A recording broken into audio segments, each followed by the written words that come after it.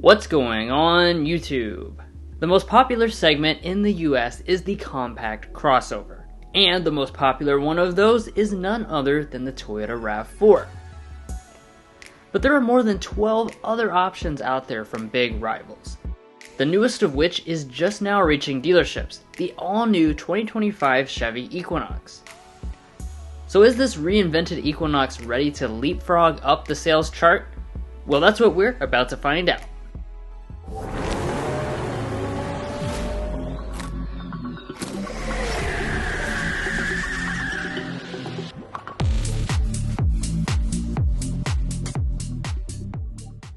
So first off, let's discuss pricing for these two family SUVs.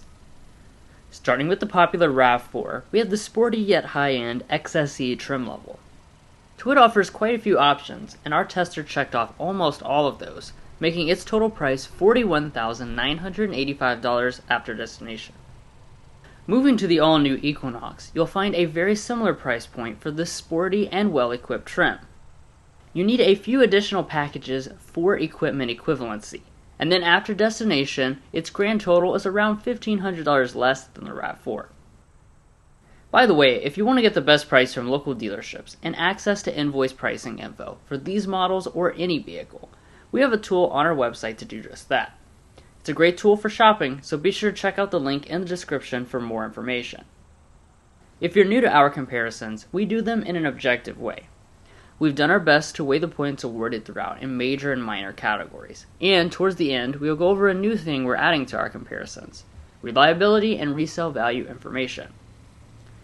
But let's go ahead and get started. Beginning with the exteriors, you'll see that both crossovers are emphasizing a sporty design in these trim levels.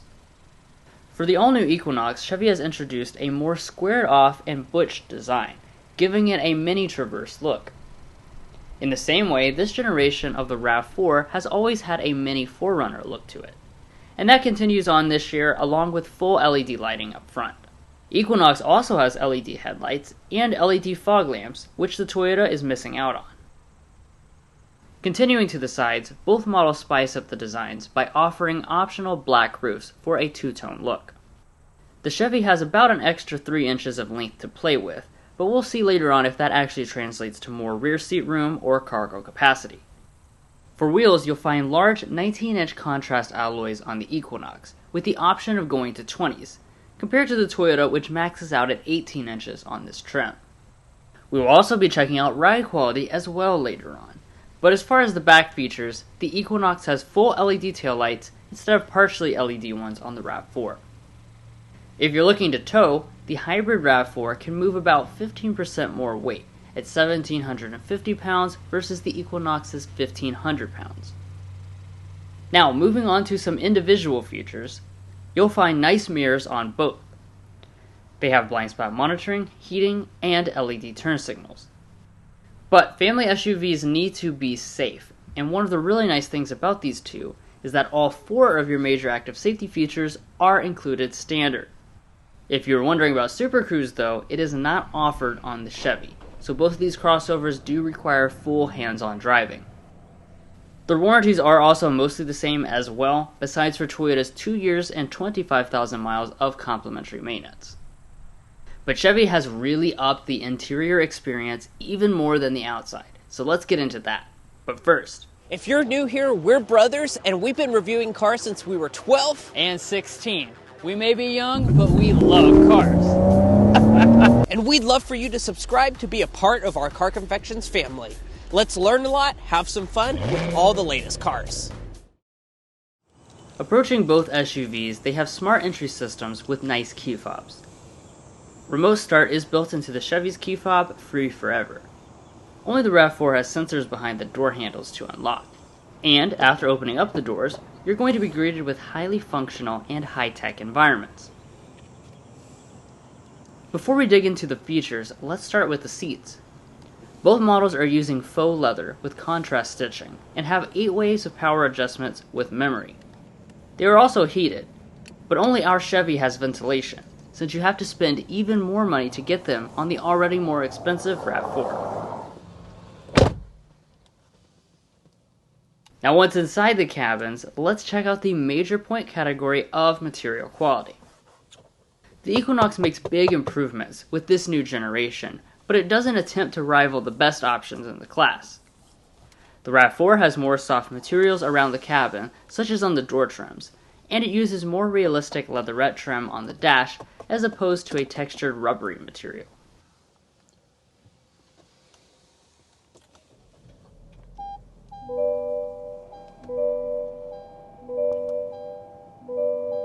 After startup, you'll see a large digital gauge cluster on both.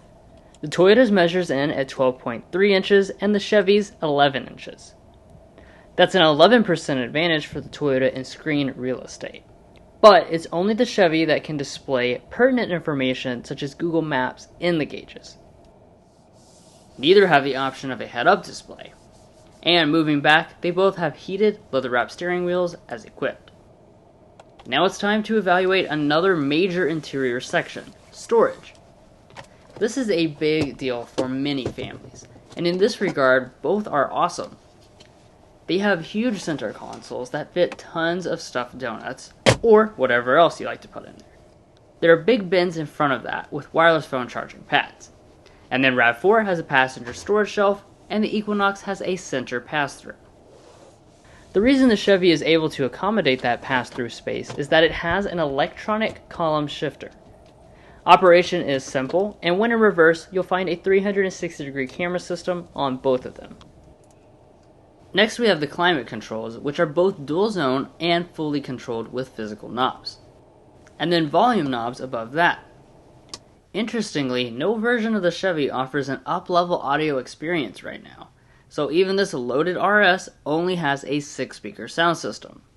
The Toyota includes their JBL 11-speaker setup, which has better sound quality by far.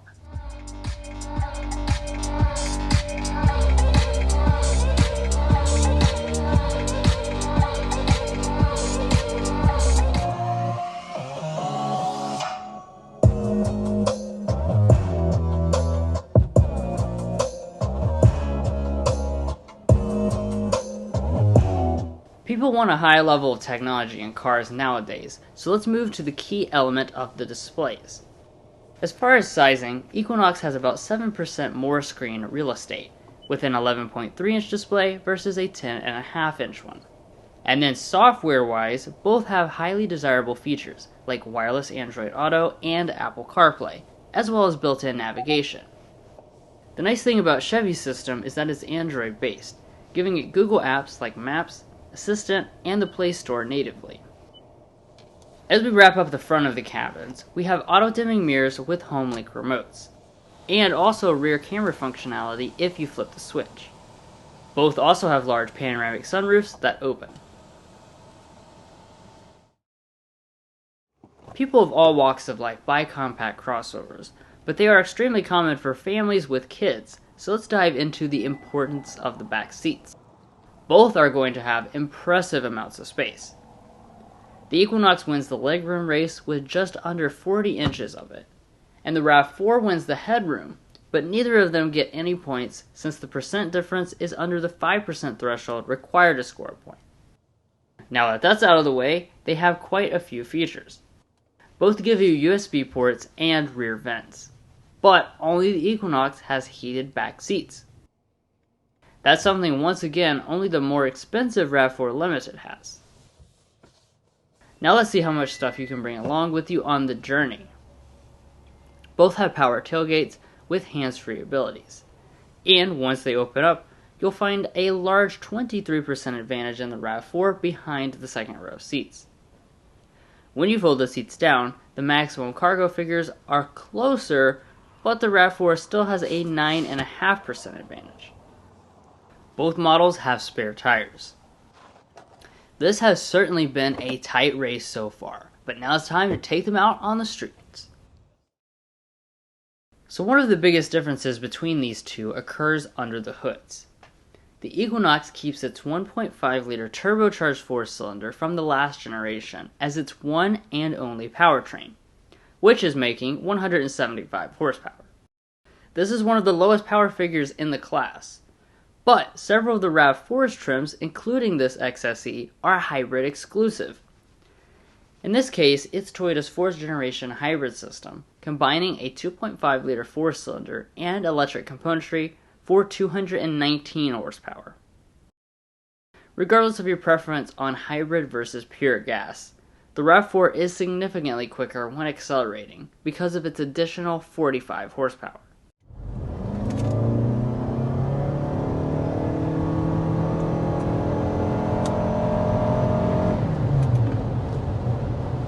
Alright, so there we go. Off to the races with the RAV4 Hybrid.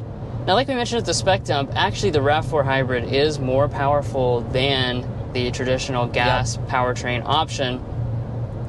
And in addition to just being more powerful, which this has 219 horsepower to remind you, it does also have that low-end electric torque. So when you get off the line, it has that nice sensation of acceleration.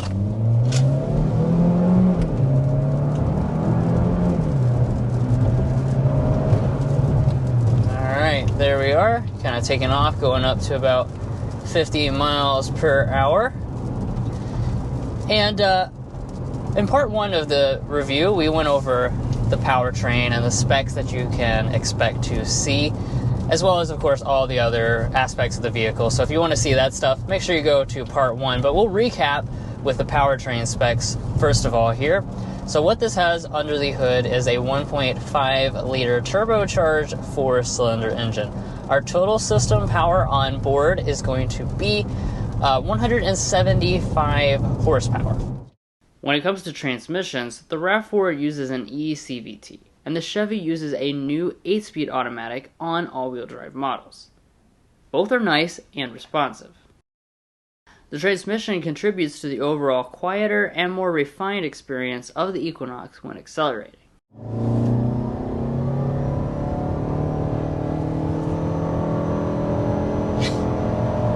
And power is going to be routed through an eCVT.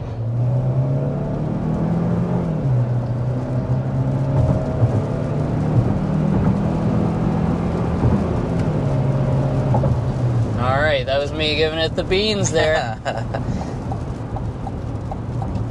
Yeah, definitely not going to be a class leader in terms of acceleration, but it's also not like brutally slow, because you do have enough torque that's really what gives you that feeling of acceleration, especially when you're going around town and not going full throttle. I think it feels totally fine.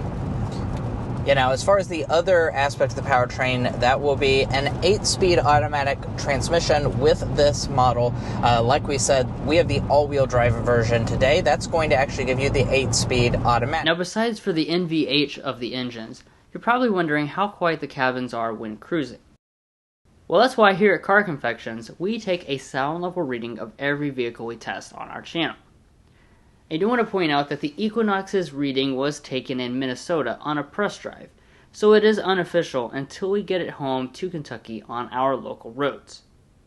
But even with the rougher roads, the Chevy was very close to the RAV4, so that's a good sign that both of them will be in the upper third of the segment. Let's do our signature sound level test, see how quiet this cabin is.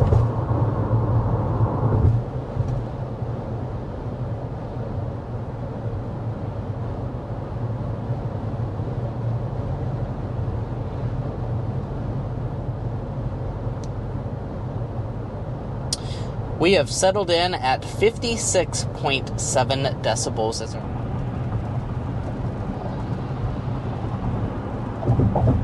57.5 decibels is what we are sitting at, going 55 miles per hour in the new Equinox. Now let's talk about an important part of any family SUV, the ride quality.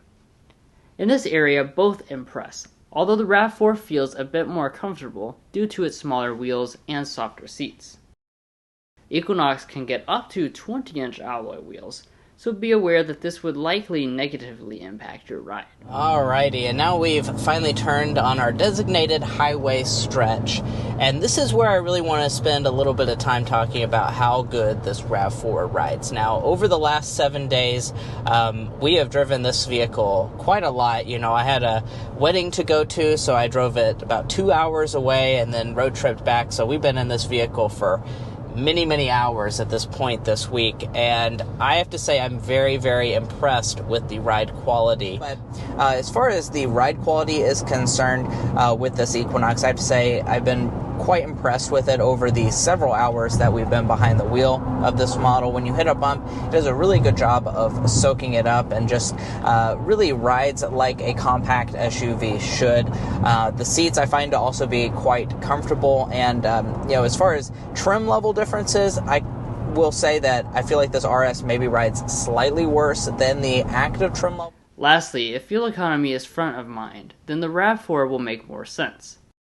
This hybrid system delivers phenomenal MPGs of 40 combined, while the traditional Equinox is coming in lower than the gas RAV4 and other gas rivals at 26 miles per gallon combined. That will definitely add up over the lifetime of owning the vehicle. And Chevy has no immediate plans to add a hybrid, although they do have a full electric model. In our reviews and comparisons, we are also adding in reliability and resale value information to give you a better picture of the overall value beyond just the original MSRP. Beginning with reliability, we developed the Combined Reliability Index, which takes into account several studies from trustworthy sources and combines them in a way that gives you a more holistic picture. Both these brands rate very highly here. Chevy ranks 15 slots above the industry average for all brands in reliability, awarding it plus 1.5 points. While Toyota is the very top brand for reliability, 16 slots above average, giving it plus 1.6 points. We also put Mason's economics degree to work to develop a detailed predicted resale value tool. After 5 years and 60,000 miles, Toyota has the second highest predicted resale value of 64.5%, and Chevy a lot closer to the industry average at 54.7%. This gives the Toyota 0.9 points according to our scale. Resale is obviously important because it determines how much money you get back, but we can't forget about the price difference at the original purchase.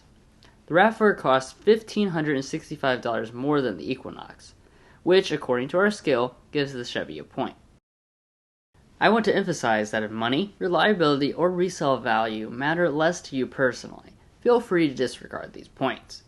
And if you'd like to check out all our data about reliability and resale values, as well as learn about our methodology, make sure to head over to carconfections.com/resale and /reliability.